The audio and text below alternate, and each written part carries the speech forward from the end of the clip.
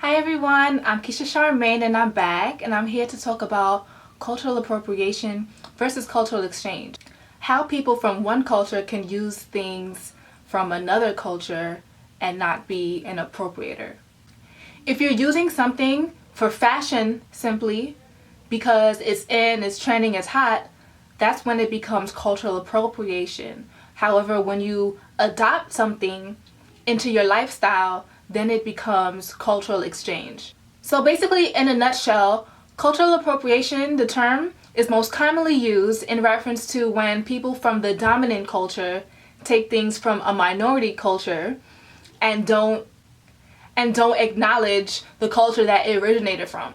But basically, cultural appropriation does not mean that white people can't do the things that black people do.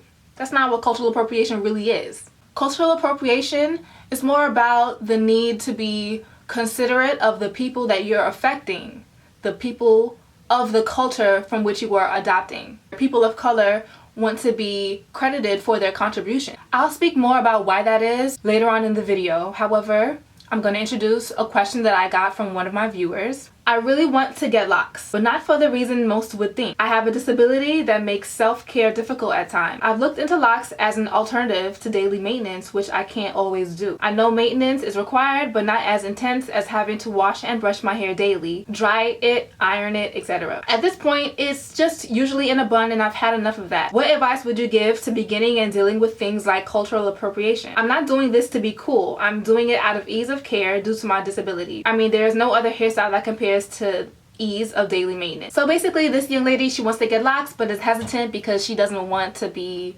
labeled a cultural appropriator. So I'm going to discuss cultural appropriation versus cultural exchange with regards to locks in particular. However, the things I discussed in this video can be and are very applicable to other areas of appropriation, other ways one can appropriate. But miss, to answer your question directly, you can choose to disclose that you have a disability. However, I know you may not want to do that because that you're opening yourself up to discrimination. People are very prejudiced and ableist these days, so you should use your discretion when it comes to, disclosing that you have a disability as an excuse for why you have locks. But let's take a step back and understand why people are upset when it comes to cultural appropriation. When people get upset about non-blacks and whites specifically, when they wear locks, it's a larger issue than the locks itself. Please understand that it's more about the fact that more minority people have dealt with oppression. Black people in particular were taken from Africa and distributed throughout the Western world and enslaved. Black people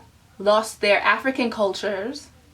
They had their language removed from them, their religions removed from them. Christianity pushed onto them, English pushed onto them. So I hate when people use the argument, oh, black people use English, black people are Christians, black people wear straight hair. Those sort of things we didn't take.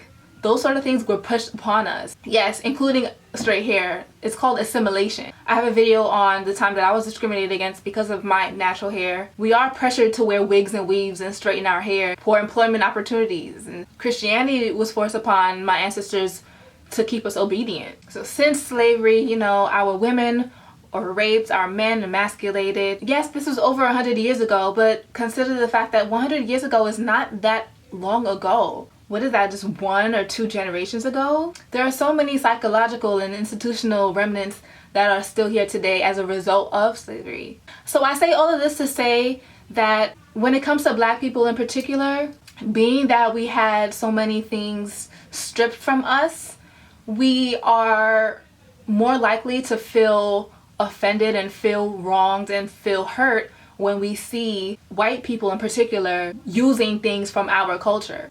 If you're trying to use something from another culture and put it into your lifestyle, one way to tackle the appropriation accusations is to show your interest in that other culture beyond the thing that you are adopting. What have you done for oppressed people? How have you helped? Show that you're not just here to emulate, but you're here to contribute as well. So remember, cultural appropriation is not an idea that white people cannot do anything or should not do anything. Cultural appropriation is about how it's moral to show some consideration for the people that you're affecting. Now back to locks in particular.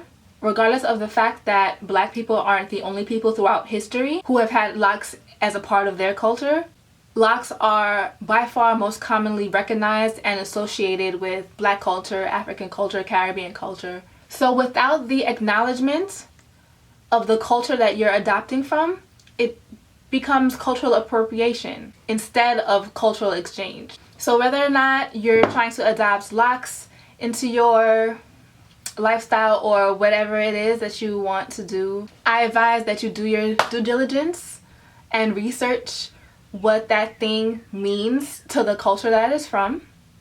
Make sure that you're well aware, and I urge you to just do a Google search on why cultural appropriation is offensive to people. I hope this video helped someone. Just know that